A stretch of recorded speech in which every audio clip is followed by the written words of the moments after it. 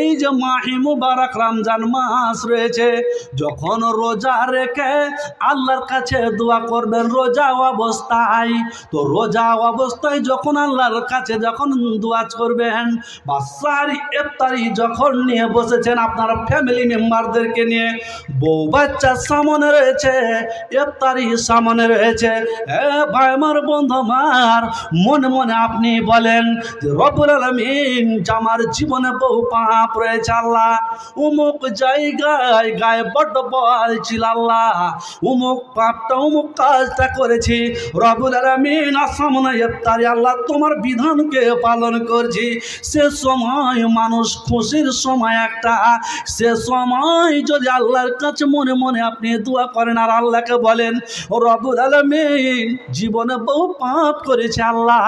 সামনে ইফতার নিয়ে বসে রয়েছেন, আমরা রোজা রাখলাম না,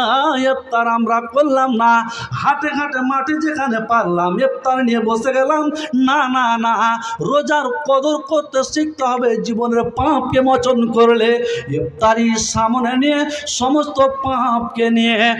যখন উল্লেখ করবেন, তো আল্লাহ নবী হাদিসের মধ্যে বলছেন ক্বালান নবী সাল্লাল্লাহু আলাইহি ওয়াসাল্লাম মান আরাদা আইয়াহুনা আমরুহু ফালইয়াজকুর যামবাহু,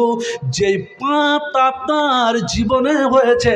সে পাপটাকে উল্লেখ করতে হবে আল্লাহর সামনে, আর সে পাপটাকে উল্লেখ করে আল্লাহর সামনে যেন ছেড়ে ধরতে হবে রব্বুল আলামিন জীবনে বহু পাপ করেছে আল্লাহ তুমি আমার পাপকে মোচন করো। সামনে ইফতারি নিয়ে যখন বসবেন, বউ বাচ্চা নিয়ে নিজের স্ত্রীকে সামনে নিয়ে বসবেন, নিজের বেটা ছেলে আত্মীয় স্বজনকে নিয়ে যখন বসবেন আর ইফতারির সামনে, আর আল্লাহকে বলবেন আল্লাহ জীবনে বহু পাপ করেছে আল্লাহ, তো মান আরাদা আইয়াহুনা আমরুহু ফালইয়াজকুর যামবাহু, যেই পাপটা করেছেন সে পাপটা আপনাকে উল্লেখ করতে হবে রব্বুল আলামিন গায়ে বড্ড বল ছিল, আত্মসমীক্ষা করে আমার ভুল ধরতে পেরেছি আল্লাহ তুমি আমাকে ক্ষমা করে দাও, তো রব্বুল আলামিন হতে পারে আপনাকে আমাকে শৈশব কালের মতন করে দিবে, আল্লাহ ক্ষমা করে দিবে। না আমরা বুঝতে পারলাম না, আমরা রোজা পেরিয়ে যাচ্ছে, রোজা চলে যাচ্ছে, আমরা কে কতটা কদর করছি জানি না,